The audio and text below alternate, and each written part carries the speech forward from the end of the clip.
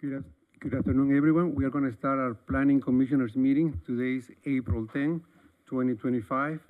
Can we please call the roll call? Chair Magai is absent. Vice Chair Inga. Here. Commissioner Kristen. Present. Commissioner McCaverty. Here. And Commissioner Taylor. Here. Thank you. Let's proceed with the Pledge of Allegiance, please. I pledge allegiance to the flag of the United States of America and to the republic for which it stands, one nation, under God, indivisible, with liberty and justice for all. All right. Do we have any public communications? No, we do not. Anything in writing? Have we received anything in writing neither? No, nothing in writing as well. Okay. So let's go into the consent calendar. The first item is to approve the minutes for our planning commissioners, March 2027, 2 weeks ago. Do I have a motion? Do I have a second? Second. Okay. Chair Magai is absent. Vice Chair Inga. Yes. Commissioner Kristen. Yes. I'm sorry. Commissioner McCaverty. Yes. And Commissioner Taylor. Yes. 4-0. Thank you. The next item is a public hearing. Item B. No new public hearings. Public hearing. No, we're going to new business. Okay. For new business, we have a presentation of the Community Development Department, the structure and the functions. Do we have a presentation from staff? Yes, we do. So this is actually an opportune time since we have two new planning commissioners. We have another one who's within a year of his tenure. So I'm just going to go ahead and kind of give an overview of our department and then go into some of the applications that we in planning deal with and how we interact with each other and ultimately the responsibilities of the Planning Commission, and then some of the terms that you'll probably hear throughout your tenure here with us and what we do to review these applications. So broadly speaking, community development, our department is one of several departments within the city, which also includes public works, police department, fire, finance, but I tend to think that we're in the best department. We deal with a lot with community, a lot of community engagement. We deal with not only residents, but contractors and developers, realtors. So we're very public-facing department. Sometimes because of our regulatory nature, sometimes we get, a bad rap because sometimes we need to say no, and sometimes people don't like to hear that. But we try to strive to come up with solutions to help the folks get through our process. So our community development department is comprised of 3 divisions, in essence, building and safety, neighborhood preservation / code enforcement, and planning. Building and safety is responsible for enforcing the various building codes that are in place, including electrical, mechanical, plumbing, reviews construction plans to ensure compliance with that projects ensure our projects are built in accordance with safety standards and engineered as such. That then gets reviewed once the project construction starts. Then gets reviewed out on the field by our inspectors to ensure that the construction is being conducted in accordance with the approved plans. Code enforcement or neighborhood preservation, they're responsible for enforcing the municipal code, including some of the zoning and land use. They also look at property maintenance issues and building standards. Code enforcement section, they in essence, their whole goal is to ensure the safety and property standards are maintained in high quality through enforcement of the codes and standards for the maintenance and regulations of property. In essence, our code enforcement officers enforce the codes professionally and consistently in order to enhance the quality of life for the El Segundo residents. So as I indicated, our department tends to be more public-facing. This slide kind of summarizes our department's activity back in 2024. Last year, we assisted over 1,600 people at the counter, at the public counter, processed over 1,000 building permits, conducted over 3,500 inspections. With respect to the planning and zoning area, our department, or our division, received 25 individual entitlement applications, and the Planning Commission conducted 16 Planning Commission meetings throughout the year. Our neighborhood preservation / code enforcement was also pretty busy. She continues to be proactive with 228 cases in 2024, and or at least new cases, and then initiated additional couple hundred, which ended up being about 428 code violation cases initiated throughout 2024. This department is very busy, huh? Yeah, we definitely are. So, and our department is comprised, like I said, in our building department, we have our building official. We have a total of 2 inspectors, a senior inspector. We have a couple engineers, plan check engineers that also review all the plans, the engineering plans. We have a permit tech that makes sure that permits are issued, and that's on building. We have 1 code enforcement officer who has to deal with all these issues, and then in planning we have 3 professional planners, which consist of Paul Samaras, who you guys know pretty, or you all know pretty intimate with. He's always here. I got myself, and we have 2 assistant planners. And then we have our director of the department who leads us, who's our fearless leader. So with respect to the planning,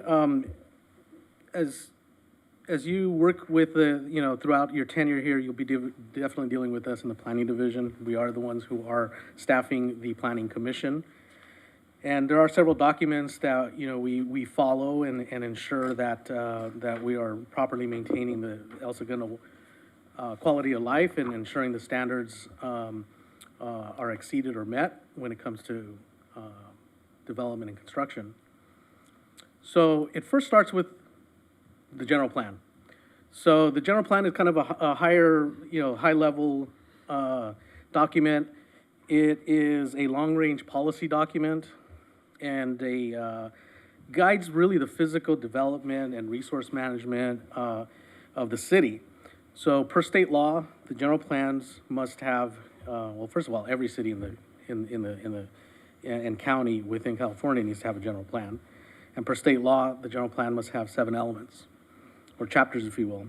The mandatory elements are listed here, which include land use, which dictates the land use pattern throughout the city, circulation with regards to streets and highways and how people get around throughout the city. It doesn't necessarily need to be by automobile. It could also be through bicycle and low-speed vehicles, which we've implemented through the COG. Other chapters, if you will, the other one that we deal with a lot, and as the Planning Commission has been familiar with, is the housing element. That was that is an element that needs to be updated periodically. That was updated last year, and we have that element certified by HCD, which is the state government agency that oversees and ensures that every city does that. Other elements include conservation, open space, noise, public safety. The 3 additional elements that I have with an asterisk there, which include air quality, economic development, hazardous materials, and waste management. Those are optional. They're not mandated by state law, but we have elements that are incorporated into our general plan that address those issues.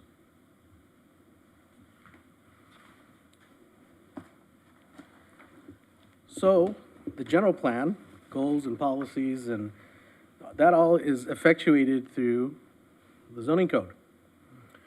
And adoption of a zoning code is also, in essence, it includes two components: city zoning map and actually the city zoning code itself. City is divided into various zones that identify where various land uses are allowed. Each zone contains a list of uses and activities that are either permitted by right or can be considered through a discretionary permit process, which at that point involves the planning commission.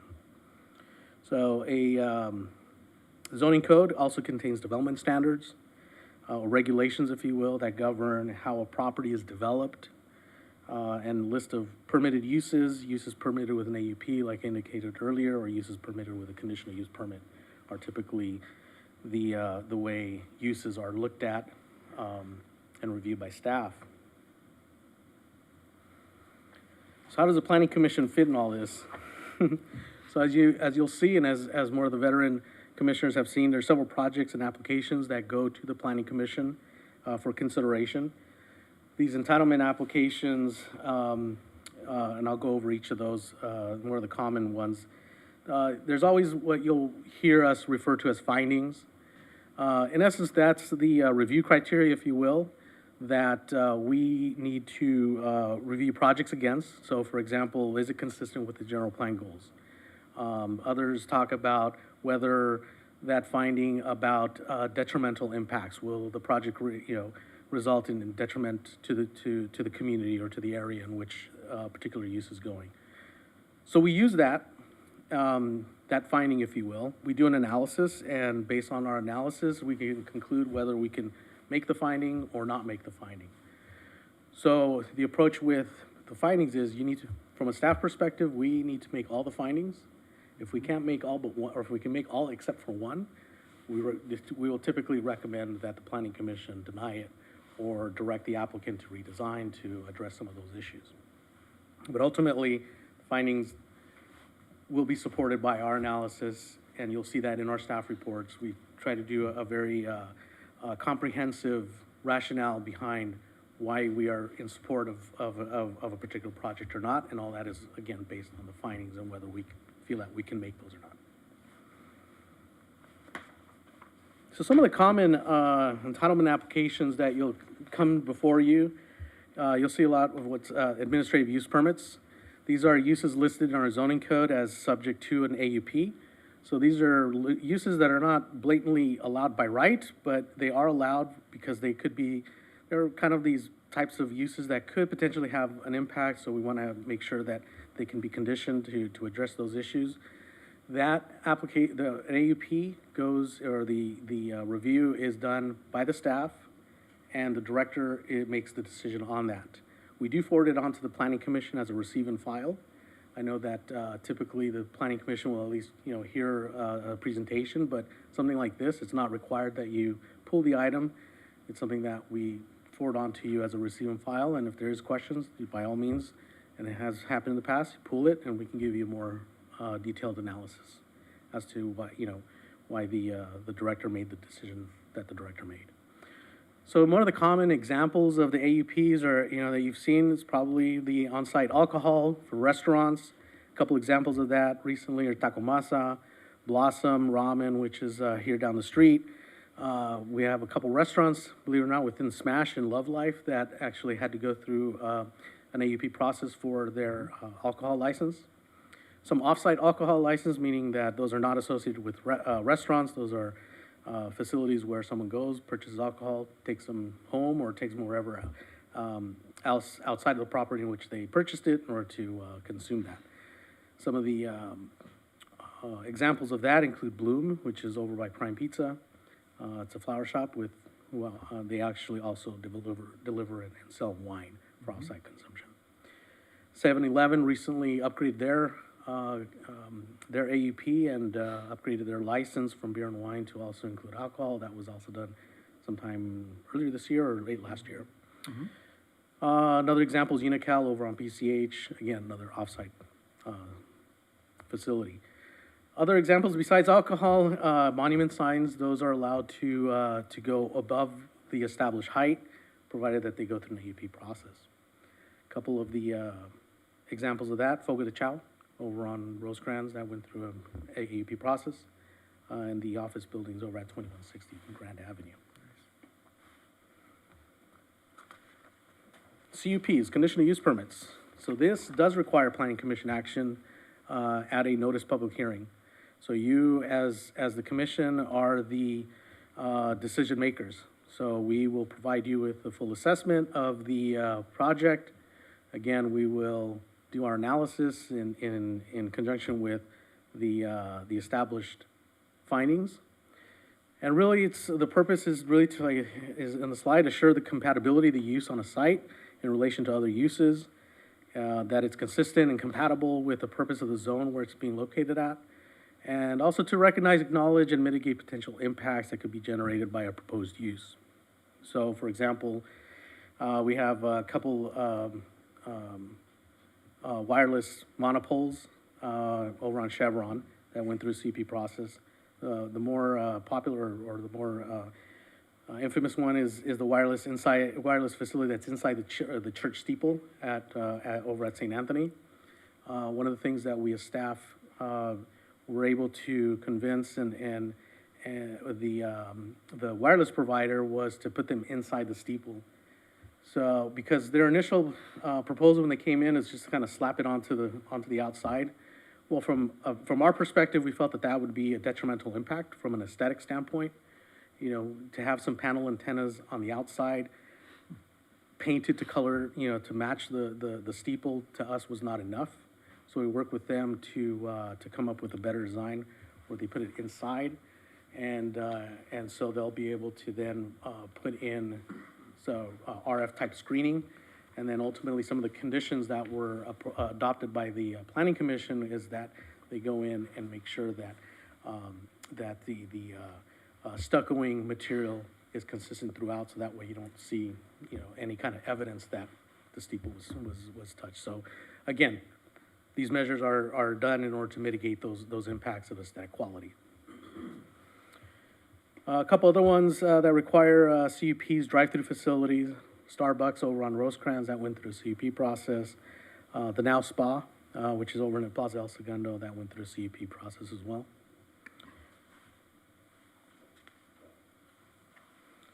On to site plan reviews. So site plan reviews are required when a residential development comes in that proposes more than 10 units. Any non-residential project or development greater than 50,000 square feet, or any mixed-use developments when any of the two criteria above apply. The whole purpose of that is to ensure compatibility with the area in which it's located. Examples of this application include PCC, the Pacific Coast Commons, Charters Commons over on on El Segundo Boulevard, excuse me. Topgolf had an associated site plan review application. Most recently, the Beach Cities office buildings that came before the Planning Commission back last year in 2024, that was also a site plan review, or included a site plan review. And sometimes you'll see these development projects will have multiple applications that are tied to a single project. And what we'll do is as you'll see in our staff reports, we'll list out the different applications, we'll list out the different findings, and each of those findings will have its own analysis to ensure that we can make those and also include any mitigation measures if we identify any potential impacts. Adjustments don't necessarily come to the Planning Commission directly. These are kind of a minor relief from the development code standards. It's kind of a variance light, if you will, but it does come to the Planning Commission as receive and file. Some of the examples of that include reductions in parking standards, curb cuts, wall heights. These are pretty minor type of allowances that the code provides the director the ability to make a decision on it, so it doesn't go directly to you as the Planning Commission. But again, sometimes in the recent past, we have had adjustments tied to more of these larger projects that you've seen in the past and probably continue to see in the future. Variances. Now, variances, like I said, that definitely requires a Planning Commission review and approval through a notice of public hearing as well. That one has more stringent findings, if you will. Really, in order to grant a variance, in essence, what you're doing is you're asking to deviate from the development code. And how do you justify that? Well, through a variance process, it's not an easy process. I think, like I said, as an example, we've only approved one variance in the tenure that I've been here in the past 8 years. And really what you have to do is you have to prove that there's something physical about the property that, that development is proposed that's preventing the development of a structure. So in residential neighborhoods, you know, you have a typical, you know, 5,000 plus square foot lot that's rectangular in shape. I mean, unless there's a property out there that's triangular in shape and without a variance, they can't build. It's a very high standard to actually make that you can prove some sort of hardship about your property that's preventing you from complying with code. The example here at 404 East Maple, I use that, or put this out there as an example simply because what occurred there is the lot width was substantially longer and wider than the actual depth. So typically, your typical El Segundo lot is 50 by about 150 feet wide by 150 feet deep. The way this particular property is situated, it's situated 90 degrees rotated, so where you have 150 feet of actual frontage and only 50 feet of depth. So if you apply the standards, there's no way they can, you know, really build anything of any measurable, you know, out there. So we were able to use that as a physical hardship. If you applied the letter of the law for development standards, there wasn't even a way in which they would have been able to build a 2-car garage out there while complying with the 22-foot front yard setback, the 21-foot depth, and then the 5 feet or 6 feet of setback on the other side. So that's why we use that as an example.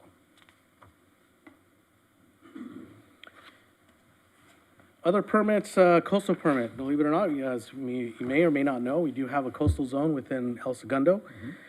In essence, it applies to all properties that are seaward of Vista Del Mar.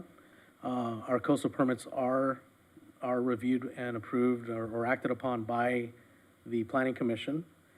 Those decisions are appealable to the City Council, just like any decision that is made by the Planning Commission. The nuance here, though, is that per the Coastal Act, any coastal permit can then be appealed to the California Coastal Commission. And typically what you'll have is anything seaward of a main public thoroughfare is considered the coastal zone. There's some nuances in terms of what's considered appealable and non-appealable. In our city, everything is appealable ultimately to the California Coastal Commission. And the whole intent of a coastal permit and issuance of that is in essence to be consistent with the 1976 Coastal Act, which is to ensure public access and protection of natural resources within the coastal zone area of a city.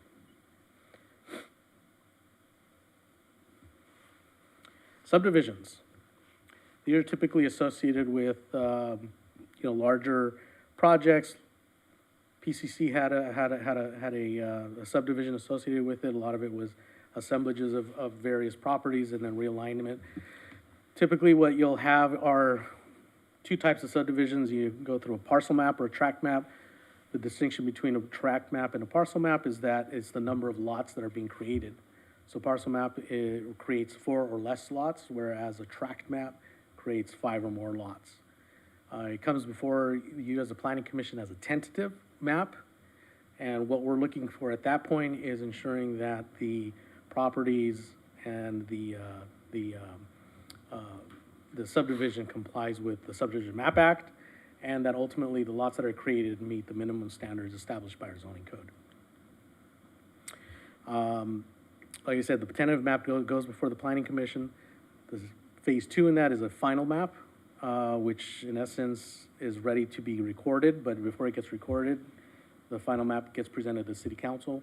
The City Council will approve it, and then once that's done and some of the other behind-the-scenes things take place in terms of signatures and whatnot, then the actual map can be recorded with the county, and you have the legally created lots.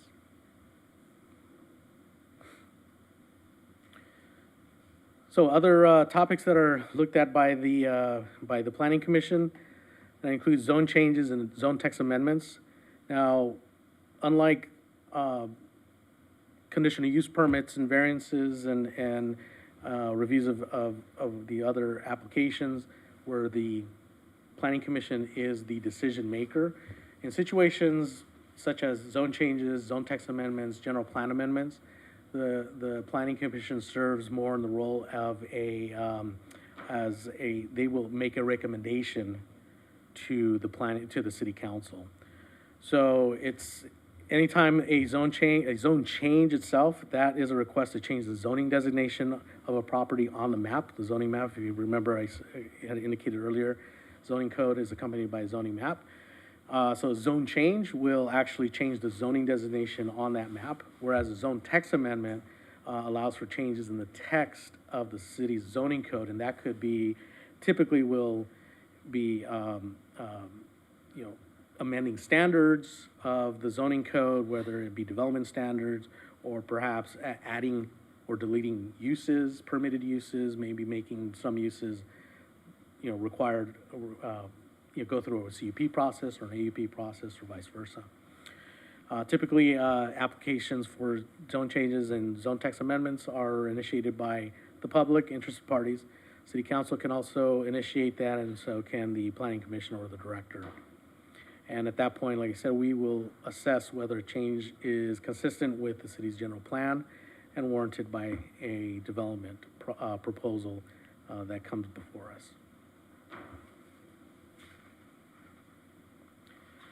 Some of the other planning applications that we deal with more behind the scenes and that really don't make their way up to city council, downtown design review, although that every now and then you'll get one that comes before us or before you because it includes a site plan review, because and those need to go before the planning commission.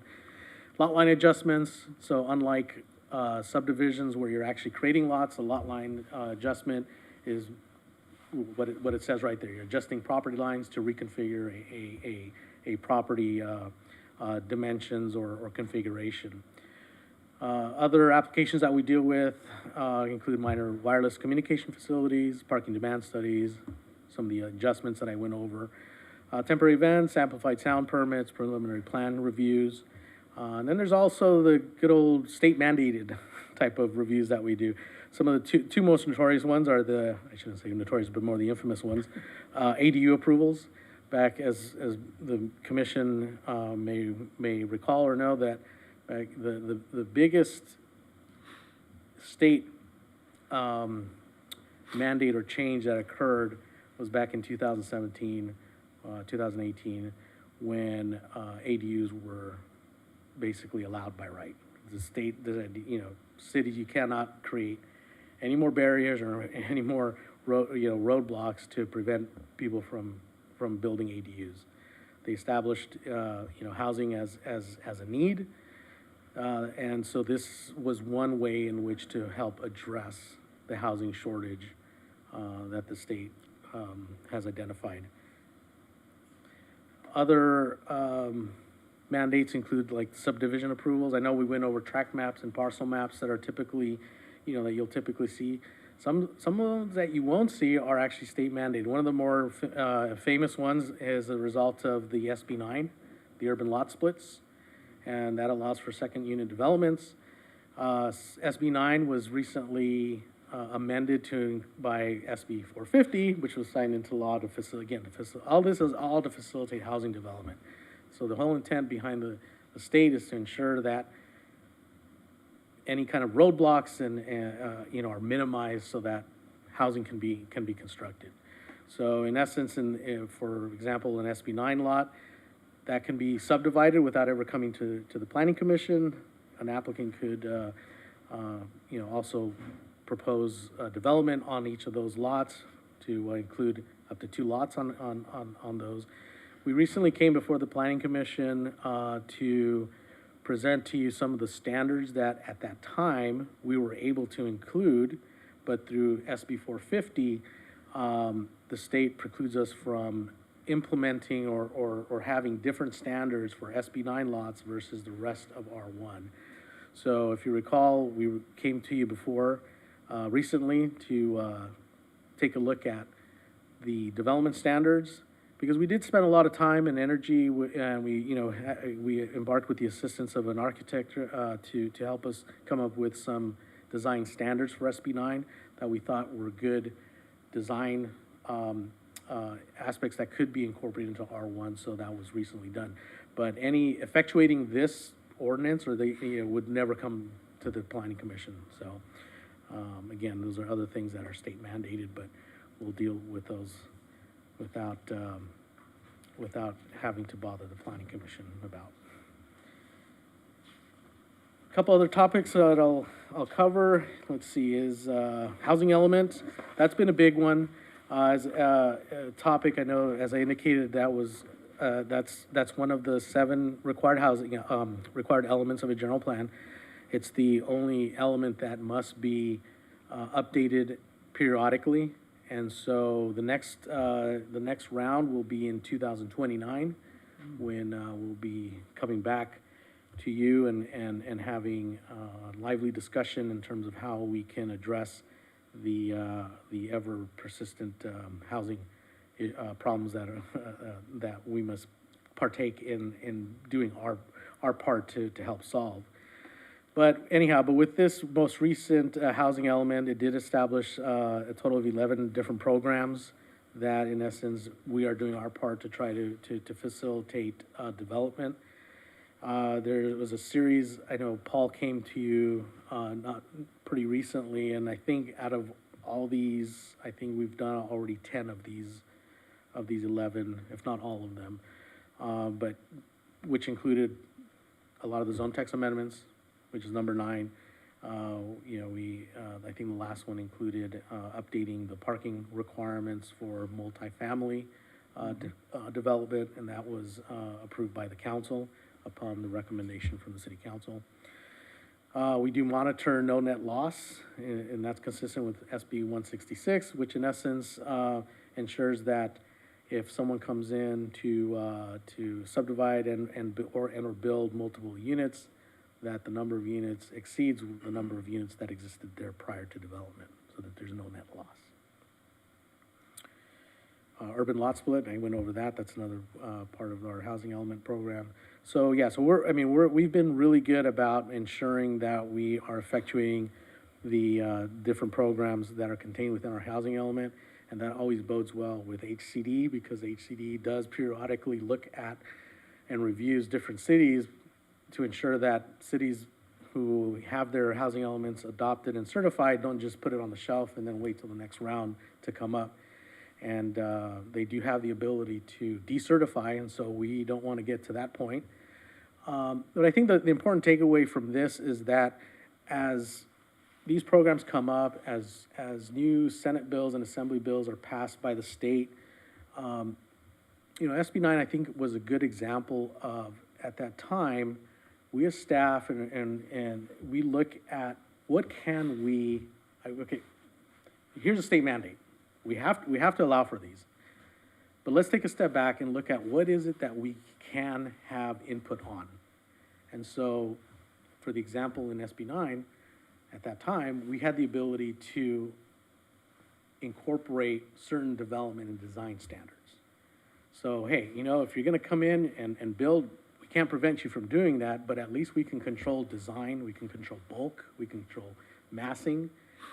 So if you look at if you looked at the original development standards that we incorporated into the SB 9 standard lots, or the SB 9 lots, it included those types of regulations that required any development to have articulation so that bulk and mass issues are minimized. It required landscaping and planting of trees, again, in an effort to minimize that potential impact from developing 2 units on each lot, which used to only have 1. So, you do have the real possibility of 4 new houses being constructed on what only had 1 lot or one residence. That's going to be an impact. So what can we control? Again, it was through design. Unfortunately, the state did what they did, but the point is, as these bills come before us and are passed by the state, we're constantly looking at, okay, what is it that we can still control? And if there's things that we can control, then we will be proactive to try to say, okay, you know what? Hey, planning commission, hey, city council, this is a state mandate, but there are certain nuances about the mandate that at least we can still have a little bit of say to hopefully try to minimize any impacts. And we will be proactive to try to identify those and come before the planning commission with a recommendation on how to do that. One of the other topic areas is good old CEQA, California Environmental Quality Act. You know, any discretionary application or project does require a review through CEQA. Now, some projects can be exempt. CEQA does have a list of exemptions, categorical and statutory exemptions that don't require every project to go through a full environmental analysis. So there's exemptions. And then the next level is if it's not exempt, then it goes through a negative declaration or mitigated negative declaration. NEGDEC or mitigated NEGDEC, you'll hear that term being put out there by staff.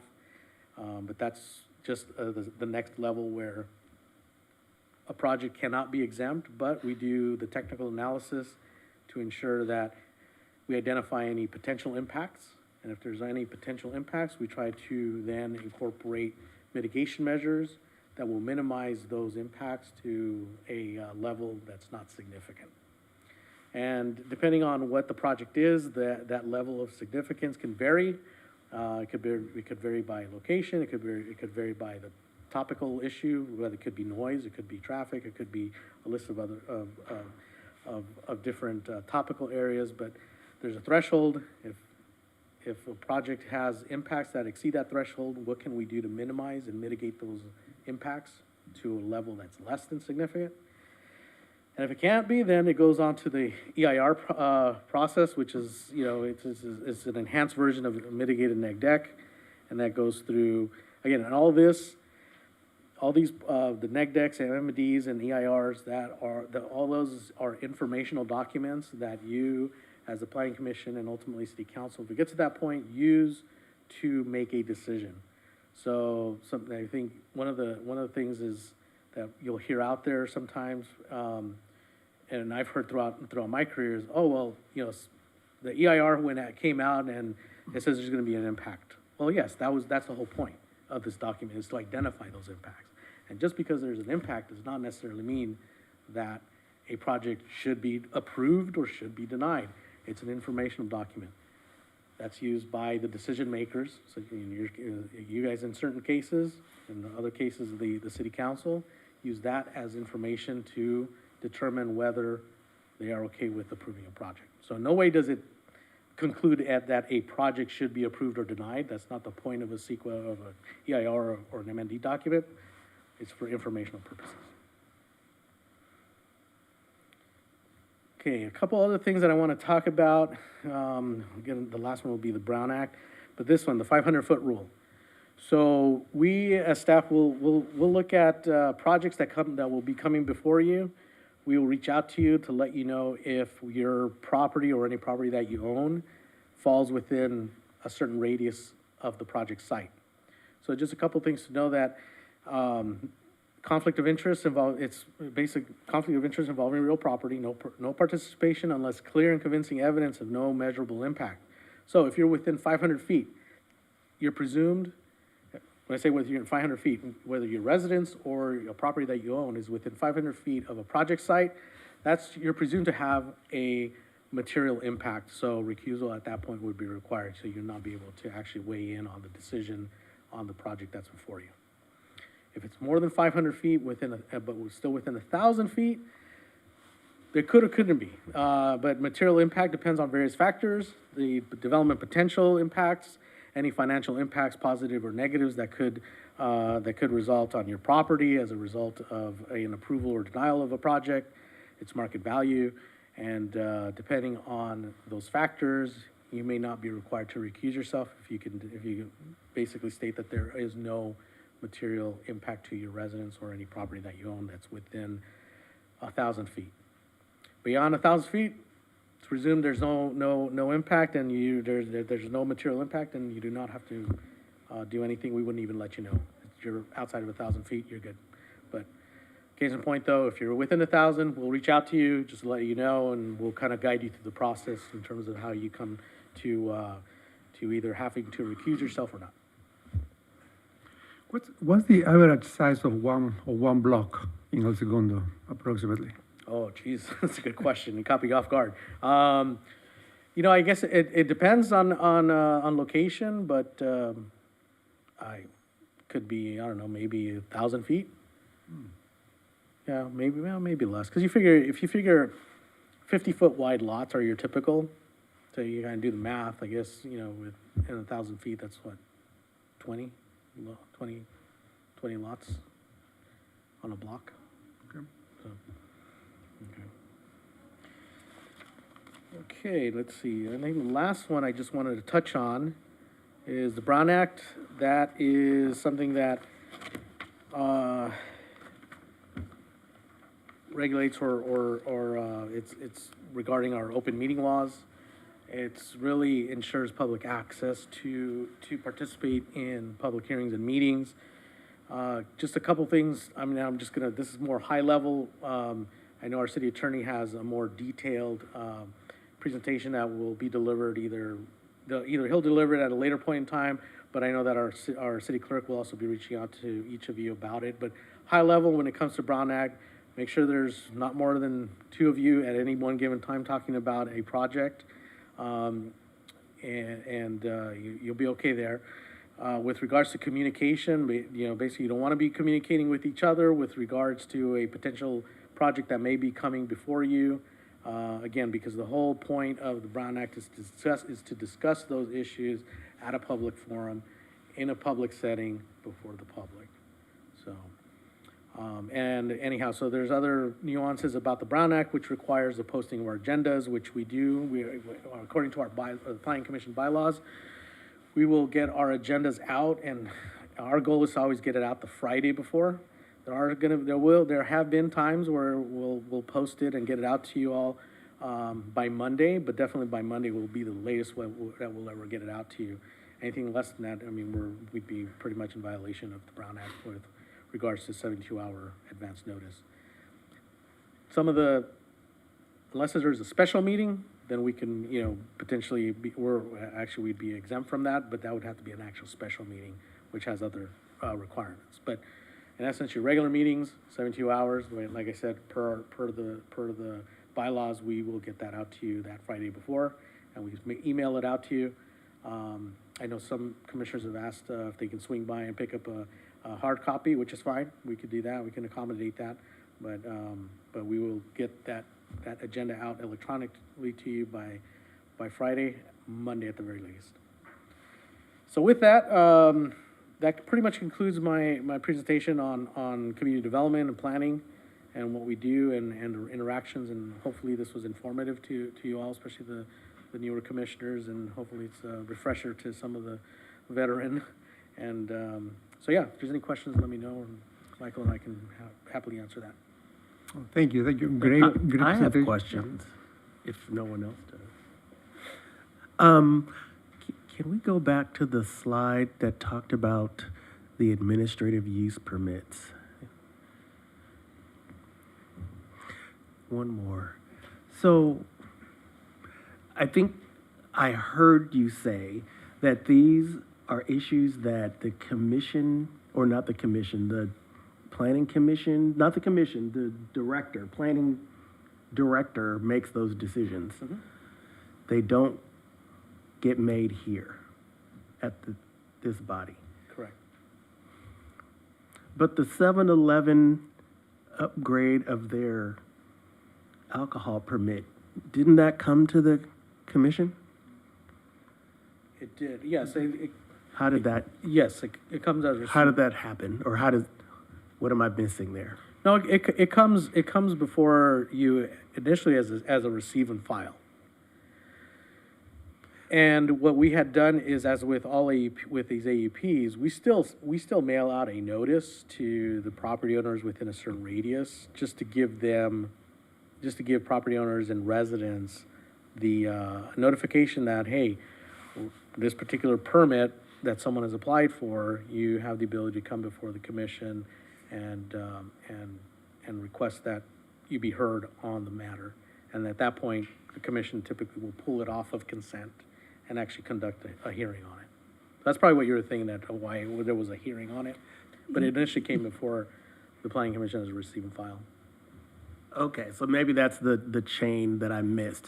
So it could have happened without us having ever seen it, but because it got pulled, we then got to see it? Like, how did, I'm still a little No, I lost. mean, it still gets presented to you, the decision letter along with the staff report gets forwarded to you. Yeah, And then typically, what could happen is, because it's on consent, anything on consent doesn't require, any kind of comment, because those are kind of routine type of things. And so the commission could at that time just say, okay, yeah, everything's on consent, we can go ahead and approve that without any discussion. okay. And I guess I'm just, what I remember is that we were here for a while, and there was like a lot of discussion. And maybe I'm forgetting what the end result of that could have been. So when they came, made their presentation, people from the community came, some people had objections. We talked about it for a long time. We could have done all that and not voted against it, or it wouldn't have been voted on, or, I'm gonna jump in. yeah, So, help me out. So, the specifics of that aside, the scheme in the code says that for AUP decisions by the director, they need to be received and filed by the planning commission within a certain time frame. The ones that end up like the 7-Eleven one that get a little more attention, I think that ties to the other allowance in the code that says, when it comes to you for receive and file, and I'm quoting here, any planning commissioner may request that an item be discussed and a decision on the application made by the planning commission instead of received and filed. So if there's something about the project or something about it that makes one of you want to say, hey, we want to make the determination on this, not you, Michael Allen, then you have that ability through the presentation of further receive and file. No, I get it. Which is what happened that day. Yes. Okay. 'Cause I felt like it wasn't a thing where the director made a decision and we were just chilling. Like, I felt like we were actually going to make a decision as to whether or not they could upgrade their alcohol permit. Yeah, so 9 times out of 10, it's going to be a rubber stamp like, Okay. hey, thanks, Michael, very cool. Or otherwise, you Got it. can't say, hey, we want to pose an additional condition. We want the signage to look like this. Got So it. that it can turn into that. Because AUPs come to us periodically, right? And it's always consent and file unless okay. The fact that they come to us, like, I don't know that we see that many conditional use permits. Maybe we do, but it felt like throughout the time where I was observing and then being on the commission, like, we would see these more often. And I guess I didn't realize that what I was seeing was a thing that could have happened without us having to make a decision. And it's good for you all to be aware of that authority you have to say, hey, for this one, we don't just want to receive and file it. We want to add, we want to make the decision and we want to shape it in this way. Does And I think as far as like the traffic of CUPs versus AUPs, I mean, there's probably ebbs and flows at any given time. Sure. Yeah. Okay. And then, this is a personal side. Does it offend the planning department when we do that? Okay. All right. So it's not a big deal when we say, we thought you thought you made a good decision. We disagree. We want to talk about it instead. Like, no one's going to have their feathers ruffled over that. Okay. No, because sometimes that can also help inform us for future All right. applications. And Not that we won't ruffle feathers. I just want to know that I'm doing it when. I want to know You're keeping that that's us on a our risk. toes. Yes. Okay. Thank you. Thank you. Any other questions over here? No? That's a lot of information, very informative, thanks. So with that, I present a motion to receive and file Receive the and file. There community you go. development.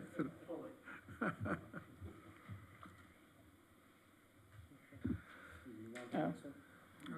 Next item is the land use element primer and selection of planning commissioners to serve on the general plan land use element technical advisory committee, the TAC. I'll go ahead and provide a brief overview. I've primed this a little bit in the upcoming or the meetings leading up to this, but just for the couple people that might be watching online, the city has initiated its comprehensive update to the general plan land use element, which Eduardo referenced to, which is one element of many, along with the housing element, which is our topic du jour in the last couple of years here. The land use element is probably one of the most other sort of fundamental elements that we touch on a daily basis in community development. It's famously considered the blueprint for physical development in a community because it essentially dictates how a community might build and grow physically and economically and environmentally. It really shapes the characteristics of the neighborhood or the community, whether that be the residential or commercial, industrial, or the combination of all that. And it really also sort of dictates future investments in infrastructure, open space, services like police and fire. And it really has a ripple effect on how it impacts the other elements in a way that the other elements don't have. The land use element really sets the precedent for policy development in those other elements to ensure consistency between all the other elements. The last time the city's land use element update was updated was in 1992. Now, we've dabbled in updating it incrementally from time to time over the years, but it has not been done in a comprehensive way since 1992. And it's really critical that we do have a modern and current land use element that leads to having a modern and current zoning code. The zoning code, which Eduardo referenced, is the implementation tool of our land use element. It's what sets the development standards to drive the type of development that we want to see here in El Segundo. And so if we have an outdated land use element, then consequently, we probably have an outdated zoning code. And we update our zoning code far more frequently. It's a little bit easier to update that than we do our general plan. And I'd say that our zoning code's now probably more modern than our general plan, but it really needs to be, they need to work in tandem. And so it's time to recalibrate it. It's probably been time for a while to recalibrate that. Usually a city will update its general plan elements in their entirety every 20 to 30 years. It's an expensive endeavor. The housing element we have to do every 8 years, but otherwise the rest of the elements, you will see a city invest in that every 20 to 30 years. And so it's long overdue, or it is overdue. And it's probably time we redefine what the community's values are, how we want to see the community continue to grow or develop over the next 20 to 30 years. So with that, we had actually literally just had our kickoff meeting yesterday with the consultant team. I'm a little sunburnt because we spent a lot of time in the sun, walking the streets and driving the streets of El Segundo. It was a fantastic tour. And we had a really good kickoff conversation with the consultant team and with staff and some of the staff members that have also been appointed to the technical advisory committee, which will be a advisory group only. There's no decisions, there's no voting. It's a policy guidance, community guidance, advisory role where when we are going through this process with the consultant team and with staff, we may come to the technical advisory committee to poke and prod different fork in the road decisions that need to be made on policy direction. So we look to staff representation from all different disciplines in City Hall, fire, PD. We also are looking for members from 5 of the existing commissions and boards, Planning Commission being one of them, the DEI Committee, the Environmental Committee, the Capital Improvement Committee, and the Rec Park Commission.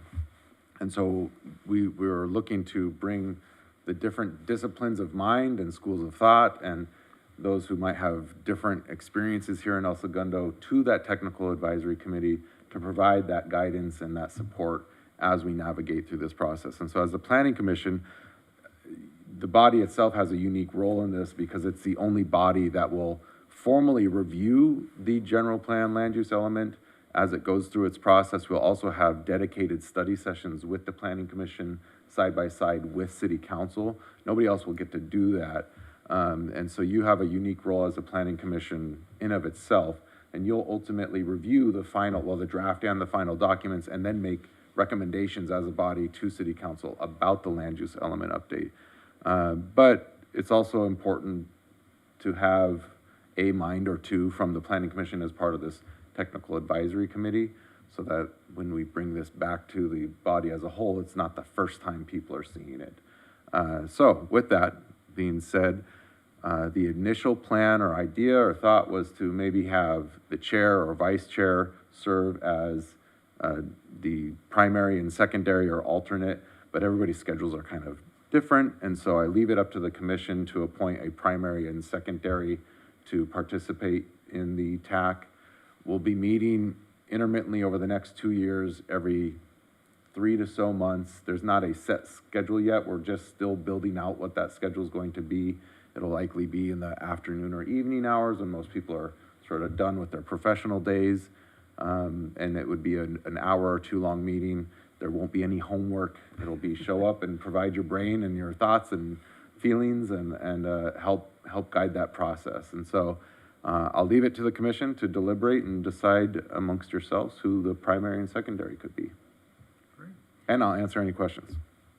Any questions, any volunteers, any, I volunteer, but do we need to do this now? it's in the agenda to be, Okay. we're supposed to Yeah, you select could the, continue I it if don't you wanna- couldn't make a decision tonight. I mean, I volunteer. I didn't want to, take Kevin's opportunity away. If the normal course was for the chair and the vice chair, I didn't want to take it away from him because he happened to miss today. But No, there was no, it's just an initial thought. Okay.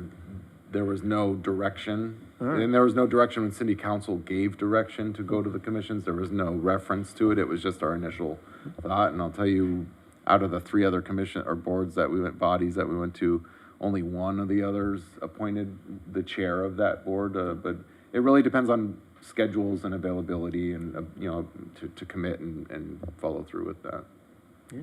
okay. Maybe you want him to do sort of, I guess just the main one first and then the backup next? Yeah. Okay. And we likely invite both to all meetings, in most cases. A lot of times I'm certain life happens and at least one may not be available all the time. It can all be changed, if That's Kevin shows up yeah. next week, with hard feelings and holding a grudge against you all. Definitely changeable. Okay. No, I'll defer to the veterans here. I mean, you guys were the rookies, so you guys, so whatever you guys, I'm good with whatever you Yeah, guys said. I'm fine with that too. Yeah, and I haven't met Kevin yet. So, being that you're here, so did I hear that you guys are proposing that we are the representative? Is that what you are saying, or? Well, it sounds like Commissioner Christian wants to do it, and I'm fine by that. And then, yeah, whether you or Kevin want to do it, we're fine with that decision. So then if that is the case, I think what I hear is that Mark to be the primary representative and I can be the backup. Do we need to, We should take a vote just to memorialize it, but. so then I present a motion to designate Commissioner Mark Christian as the representative for the TAC and Vice Chair Mario Inga as the backup for the TAC. All in favor? second. Good. All in favor? Aye. Do I vote for myself in this situation? Yes. Very good. Aye. Aye. Very good. Ayes have it. 4-0. Motion passed, motion Okay. carried. Right. And as Michael said, I mean, we'll be sending it out to everyone, you know, even though you're the backup, you'll still receive it, and you're not precluded from, you're not prohibited from going, so. Sounds good. Thank you. Next item, unfinished business. Do we have any business that we didn't finish last? No unfinished business. Great. Any report from the Community and Development Director, Mr. Michael Allen? Only update I have is Paul Samaras is not here tonight. Our principal planner wanted us to provide the update on the ADU pre-approval plans that every city is required to allow for. Has now gone live on our website. He called it a soft launch. But it is now live on our website. So what that means is that if an architect were interested in participating in the program, they could design a sort of template ADU, accessory dwelling unit, that would then be plan checked. It would go through the plan check process with building and safety and planning, who would conduct the typical review that they would for any accessory dwelling unit, with the exception that this would be a atypical ADU. There's no property that it's being designed for. And the intention would be then, if it gets through the review process and it's approved, then a resident who is interested in building an accessory dwelling unit could cherry pick that ADU plan that would then be available on our website and say, I want to build an ADU and I want to use this one that's already been designed, and it will facilitate, the intention of the state legislation was to facilitate a faster review and a cheaper process for the applicant. And generally, they would pay less in design fees because they're not having to pay the fully burdened cost of that architect designing their ADU from scratch. And it would be a faster approval process from an administrative standpoint. So we're now live, and that's that. So is the idea then that we would build up over time a library of pre-approved templates for different kinds of lots and? The state legislation didn't really, I don't think it really opined on that. I think that the intention was just to create a generic floor plan that essentially could be used anywhere. There's always going to be some differences in lots, and so setbacks will always be a little tricky. Lot coverage, if that were a thing, could be a little tricky, or FAR, like in our case. So it's not an exact science that's always going to work exactly the same on every lot. No matter what, there's going to be some nuances that have to be reviewed. But in theory, like, I guess maybe I'm thinking of it, the idea isn't that one person, one architect is gonna win and their design's gonna be the one. It could be a bunch of people. That's correct. Go through that process, and then residents can choose, I think I like that one, and it's already been sort of That's absolutely right. Okay. And good, it there's could great be different examples out sizes there. of those Yeah. templates based on whatever the architect that submitted a plan that went through the process. Okay, That's so right, we could have a yeah. menu of Yeah. choices. Okay. I don't know how used it will be in El Segundo. We don't have a preponderance of ADUs. We probably average about 15 to 20 a year. But there are some cities that have a fair amount of volume of architects who do. San Diego's famous for having a good sort of inventory of ADU plans. City of LA went through they developed it before it was state legislation. Santa Cruz too. Santa Cruz, Yeah, Culver they City. really There's a lot of cities that north, yeah. have ramped up and done the work ahead of time and have a pretty good selection of ADUs. But I don't know if we'll see that many. Also, in conversations with other cities, even in City of LA a couple of years ago, they told me that less than 2% of ADU applicants use the pre-designed ADUs. Generally, it's because, without a doubt, there's always some sort of modification that people want to make, and then that ends up requiring just a new plan set to be designed. Okay, well. So it'll be interesting to see what happens, but we had to do it, we did it, and it's live. Okay, nice. I'll say we did it was done with the best of intentions, Yes, right? and a smile. Here. Anything else? No? The next item is any report from the commissioners? No. No. Shame on me for missing the last meeting, so welcome Steve and Melissa to the commission. We're excited to work with you guys. Thank you. I just want to add that next week we have a special week, so I want to wish everyone a safe Holy Week, a happy Easter for the next Sunday, and also a happy Passover for people who celebrate Passover as well. Next item, any reports from City Attorney, Mr. Joaquin Vasquez? I was just gonna comment from Eduardo's presentation about the Brown Act, the ethics training, AB 1234. It's been in place since like 2005 or 2006. But as far as timing for you all, you have to do it for new folks within 1 year of getting sworn in. After that, it's every 2 years. So in the next week or so, the city clerk's gonna send a letter out to you all that'll give you a link to do the, there's a state body that promulgates rules and does enforcement, the FPPC, Fair Political Practices Commission. They have their own online training you can do. You just have to set up a profile. It's 2 hours long. You can knock that out there. I'm going to be doing, as Eduardo referenced, just a very truncated version of things that I think will be relevant and important for you to know. I don't want to do the whole 2 hours, and you guys can do that at your leisure. But at some point soon, I'll just be doing maybe a half hour, if that, just hitting some high points, that things that actually be useful. Thank you. If we have nothing else, at 6:40, the meeting is adjourned. Thank you.